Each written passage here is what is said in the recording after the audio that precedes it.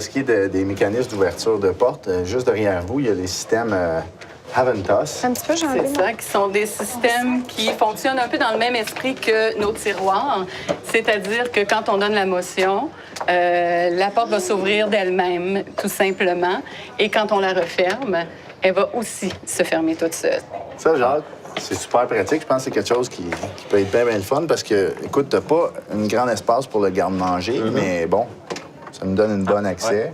Ça, c'est très, très bien. Ça passe. Fais-toi plaisir, ferme-le.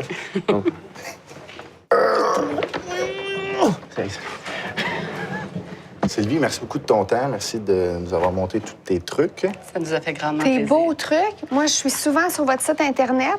Puis c'est encore mieux en vrai, hein?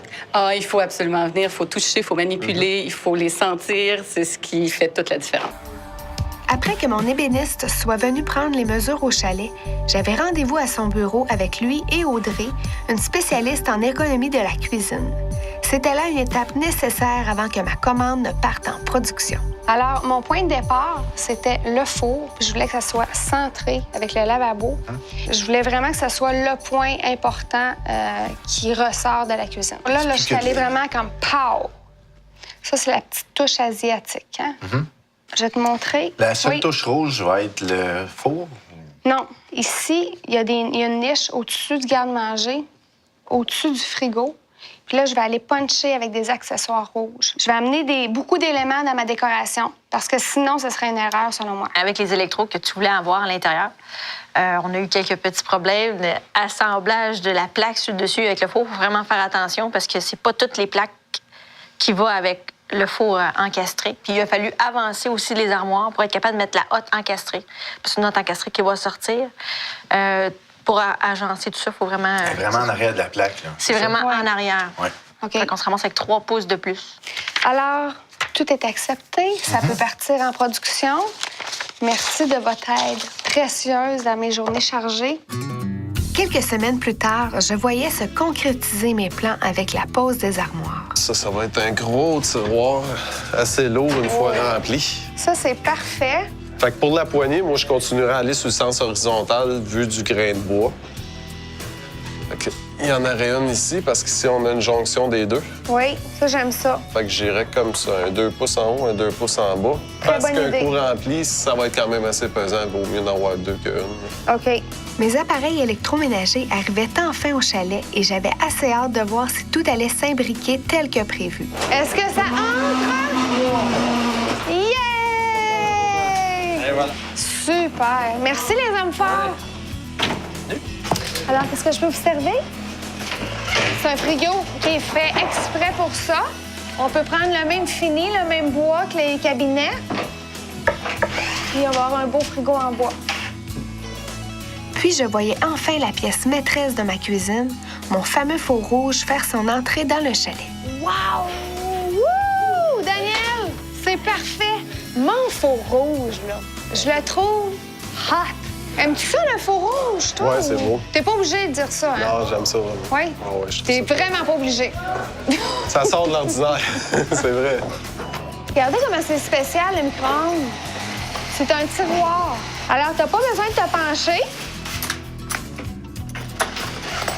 Un petit peu, là. Il est dur à fermer, par exemple.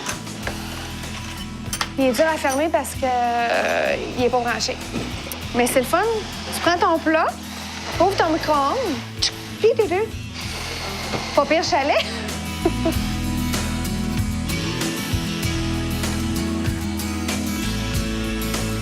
Je te dis qu'on a eu un dernier 24 heures assez épuisant.